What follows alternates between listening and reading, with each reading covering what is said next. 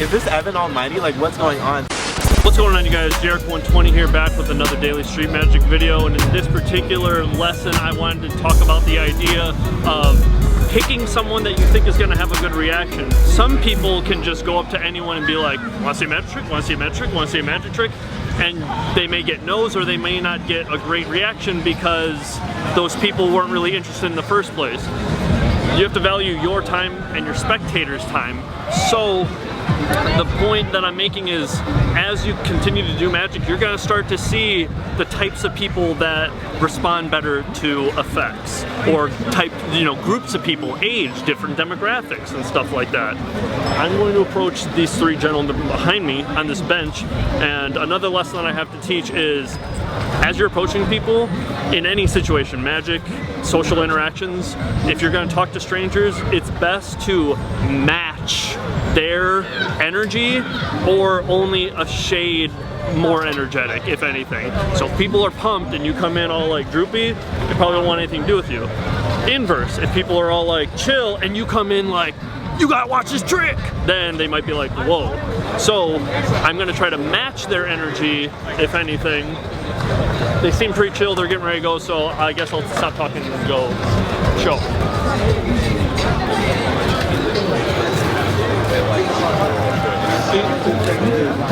Sorry to interrupt you guys. Are you guys getting ready to leave right now? Okay. I wanted to ask if I could show you like a magic trick really quick. Or all of y'all, because I saw you guys sitting over here. Yeah. If you guys want to. You guys want to take a seat? My name's Evan. Adam. Adam, very nice to meet you. And Mike. Mike, nice to meet you. Truth. Truth? Nice to meet you. You're the second Truth I've met. Only know two Truths. Truth Martini. Adam, right? Adam. Do you have a favorite card? Or we're gonna pick a card in the deck, but instead of you picking it blindly, I want you to pick a card that you just want to represent you. It doesn't have to be the Ace of Spades or whatever, but just one that kind of calls out to you that for this particular story represents you. Which card would you like? Jack of Hearts. Jack of Hearts, cool. We're gonna scroll through and find the Jack of Hearts, cool. Adam, go ahead and sign the face of the card as big as you can with your signature. Take up the whole card. Perfect. Wonderful. I'll take this back. We're gonna call this the Adam card, or the A card, the ambitious card. Sound cool? Are you ambitious? Yes. By chance? What are you into? What's your passion? I'm a professional dancer. Professional dancer and choreographer. Wow. That's impressive. Doing well so far? Full-time job? Getting there? Getting there. I'm on NBC's World of Dance. Comes on every Tuesday. Every Thursday. World of Dance? Every Tuesday. Every World of Dance. What time? 9 o'clock this side. Eastern? West side? Eastern, I think it's 8. Okay, awesome. Adam, I'm going to show you the finish of this effect. The finish first. So check it out. Here it is. This is the finish. Cool?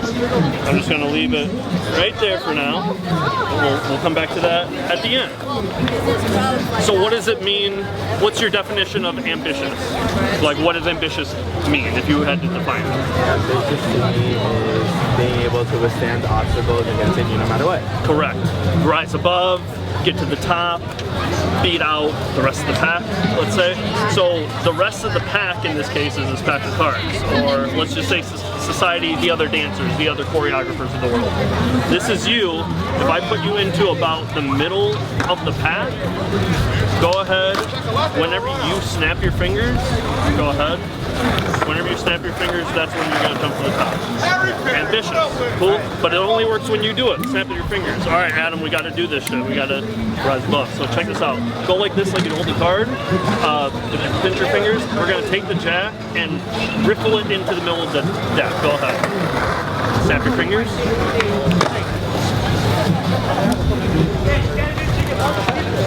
There's no way.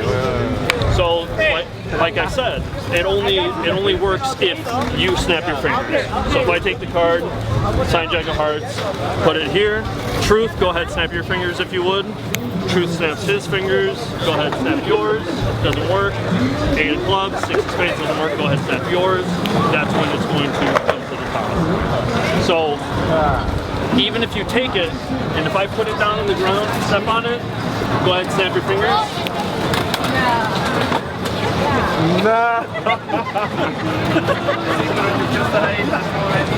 Okay. So, but as you know, sometimes we can do even crazier things, or you know, then they'll have those just really good days. So for this particular idea, instead of me, let's have you go ahead, put your jack in the middle of the deck. You push it in. I don't want to touch it. You push it in.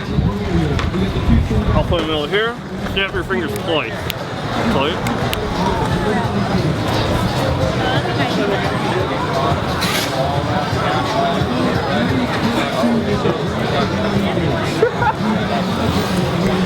What? Hey, I ain't even. So that's why I mean you snap twice, so it's like I gotta go above and beyond. Right. So how about this? Take your jack, and just so you know it's your jack, if the signature is not good enough, let's take it. I'll put it right there in the middle of the pack.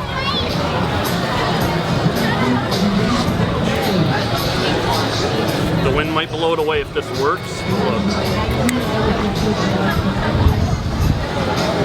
No!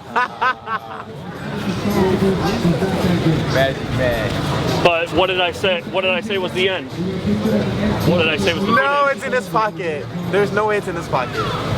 Stop it. Now, let me tell you a little story about this card, Adam. I took this card from a different pack of cards. It could be the Jack of Hearts. 1 in 52 chance, right? Go ahead, hold on to the deck.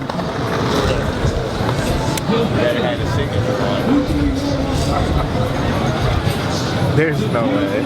Ah! He got me. What?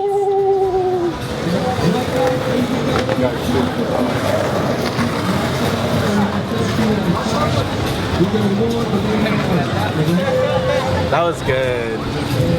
That's all. You can keep that. Put it in your wallet to tell yourself, you know, and every time you see it, you be like, all right, I can get through this shit, you know. Keep practicing, keep putting in the work. God bless. That was good. That was really.